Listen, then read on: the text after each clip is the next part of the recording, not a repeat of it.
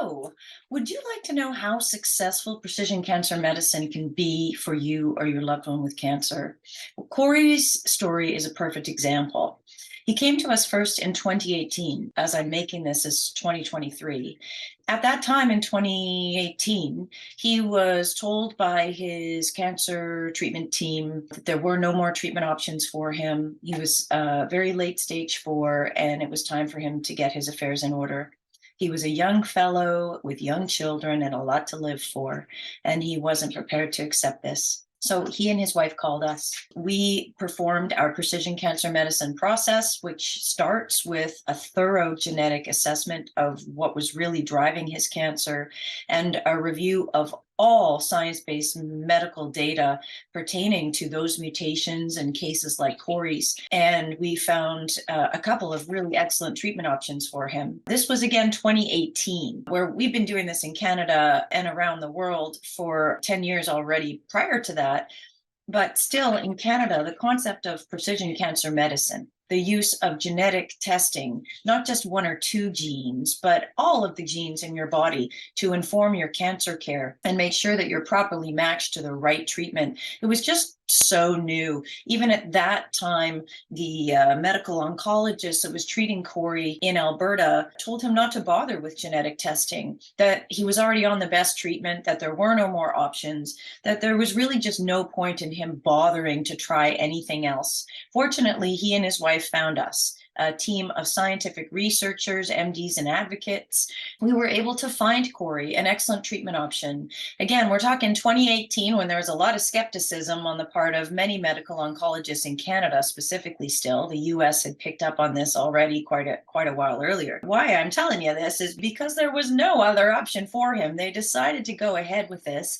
This treatment knocked it out of the park for him. It helped him to get to a state where his tumors were shrinking, where he could have surgery where he otherwise would not have been offered it. Anyway, he tells his story best, and that's what you're about to see. A couple of minutes of Corey telling his story. What was going on for him prior to bringing cancer treatment options and management onto the team, and how Alex Rowland and his team of researchers and advocates helped Corey get the treatment that has brought him now to 2023, where he's still doing pretty darn well, as you'll see for yourself.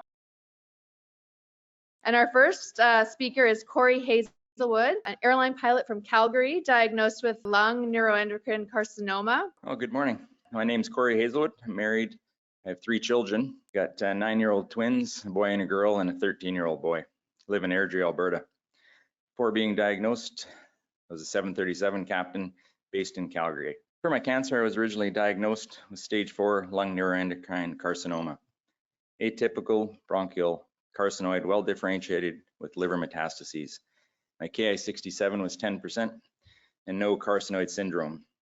This later changed to high-grade NEC with a Ki-67 of 90%. It took me many years to be diagnosed. I had a number of weird aches and pains. I tried IMS for months to fix a sharp shoulder pain, and even had all my wisdom teeth pulled out from constant numbness in my chin and a swollen lymph node. I later got referred to an ENT doctor to get my throat checked. I had a tickle in my throat, which made me cough when I started talking.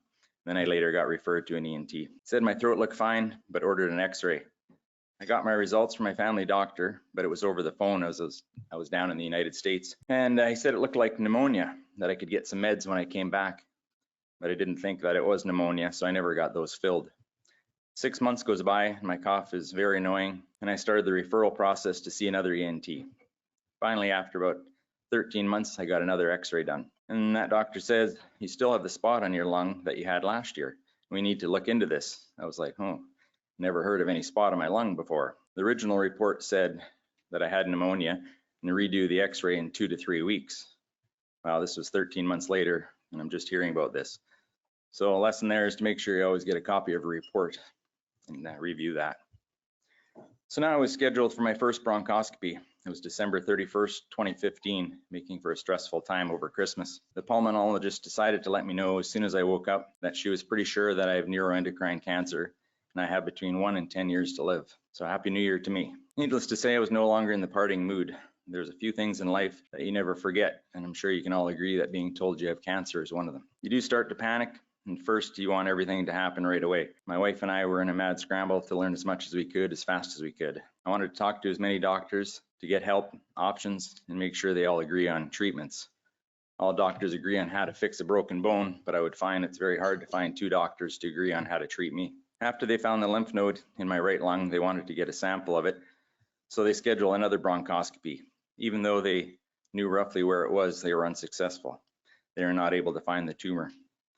I was then scheduled for a mediastinoscopy to see about getting a sample that way, but it was also unsuccessful. I was full of too much inflammation. So after this, an MRI showed a spot on my liver, so they did a biopsy. This confirmed that I had stage 4 lung neuroendocrine carcinoma. They never did get a biopsy of the lung, but I've been told that this type usually does not originate from the liver, so they said the lung was the primary. My oncologist decided to treat my lung first, and after a surgery consult, the risk reward was not there, so they elected to go with radiation. I did 5 days of minimum dose that would still allow for surgery in the future if the radiation did not work. The radiation went well with minimal side effects, and the cough was about 80% better almost immediately. For the liver, they were unable to do surgery because there were too many spots. They were very small but peppered throughout. They started me on lanreotide, 120 milligrams every 28 days. They watched the liver for a few months, being the spots were small, but that had continuous progression. So in January 2017, they started me on CTOAM. I did this for 12 cycles, 2 weeks on, 2 weeks off. For me, the treatment has always been worse than the disease. This was a rough regimen of 22 pills a day, and I eventually getting to the point I could no longer get myself to swallow them down. A year and a half later, I was doing a bunch of water skiing. So when I felt pain in my hip, I was not overly surprised and basically ignored it. It got progressively worse, and eventually I started to see a chiropractor and massage therapist again, of course to no avail. An x-ray from my doctor showed a tumor in my left proximal femur bone. So it was time for another surgery. This resulted in a chunk of bone being cut out and filled with what was told as like a plexiglass material, then put a big screw in to hold things in place while it healed. They later followed this surgery up with 5 days of mild radiation to get everything they might have missed. That was in November of 2018. The pathology now is consistent of high-grade neuroendocrine cancer with both small cell lung and large cell neck components.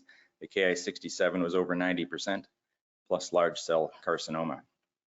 It was non-neuroendocrine and undifferentiated. So in January 2019, the next treatment up was cisplatin and etoposide for 4 cycles due to my new high-grade diagnosis. This was very rough. I was sent home with an oral dose that I was to drink because they were short on IV doses. So they gave me a hazmat suit to wear in case I spilled anything, including glasses and gloves. It was somehow okay to drink, but not okay to spill on my countertop. It was a fairly big amount that I was to drink, and I had to do it for 3 days in a row. After struggling to get it down the first day, the body now knows how bad it was, making the second and third day nearly impossible. Definitely one of the hardest things I've had to do. On one hand, you want to live, but on the other hand, it was so bad and obviously hazardous that the challenge was just about too much. After that, I said, never again. I said, for the next dose, I will fly anywhere that had stock. I'm not going to drink that again. And all of a sudden, the shortage was over. So make sure to voice your concerns. People get scared talking to doctors. They're there to help you and in a way are working for you. So don't be shy. Say what you do and don't want, or at least what you would prefer. Many people just sit back and blindly obey, thinking they have to do everything they are told. It's okay to question things. And I think it's more than okay. It's something you should do. So in March, I did a bland embolization of my liver on the biggest tumor.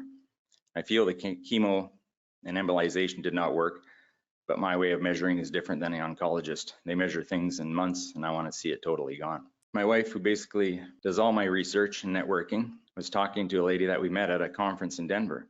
She told us about a place in Vancouver called CTOAM, Cancer Treatment Option Management. This is a place that will work with your doctors and help find targeted treatment for your cancer. I contacted them in December 2018, but wish I had done so much sooner.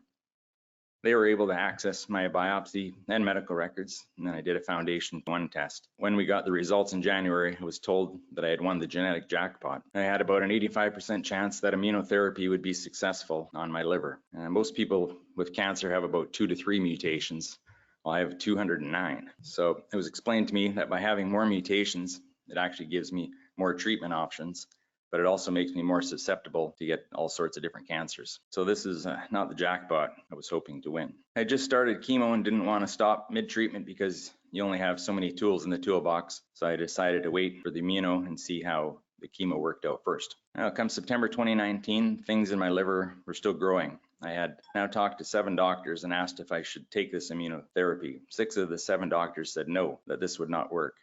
So I had to decide if I should trust a guy that I actually still have never met, or go with the next thing that my oncologist recommended. So Alex, the head researcher there at CTOAM, and my oncologist had been talking, and she agreed to try me on immunotherapy after seeing this research. So I did. I was on immunotherapy for 2 years, which is the max the Alberta government would approve. After 1 year, all my liver spots were gone except for one bigger one. This made me a candidate now for surgery. So in December of 2020, during Christmas and in the middle of all the COVID and restrictions, I had 1/3 of my liver removed as well as my gallbladder because it was in the way.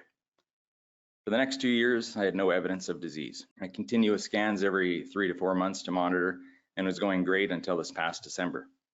In December, they found another bone metastasis in the T8 area of my spine, and they also found one growing on my liver again. So back to work we go, figuring out what to do. In March, I did the SBRT, which is target radiation on the spine. I had to do more targeted because when I did the radiation on my lung at the beginning of the journey, it hit the vertebrae right above the T8. I guess that damages the bone marrow, so they didn't want to risk hitting it anymore. So luckily the technology is constantly improving and they could just concentrate on the T8. And now I'm currently waiting to see when I can get another liver surgery to take care of that spot. They're hoping sometime in the end of June here. They're confident they can do this one laparoscopically, so that's a huge bonus. Now, throughout all this, I've tried a number of other things. I think there's much more to overcoming and dealing with cancer than just the medical side. You need to surround yourself with an entire team, including mental, spiritual, emotional, and physical. You need to keep active, eat well, find the vitamins and minerals that can help the body fight and stay strong. Your body needs all the help it can get. This includes staying positive. Positive attitude can go a long way. Granted, this is a roller coaster ride, and it's not easy to stay positive all the time. Different things work for different people, so if you can, try and see what works for you. It sums up my journey for now. Thanks for this opportunity. Hope you found it helpful. Thank you so much for sharing your experience with us today, Corey. We really appreciate having you here with us. So you just heard about how Cory changed everything.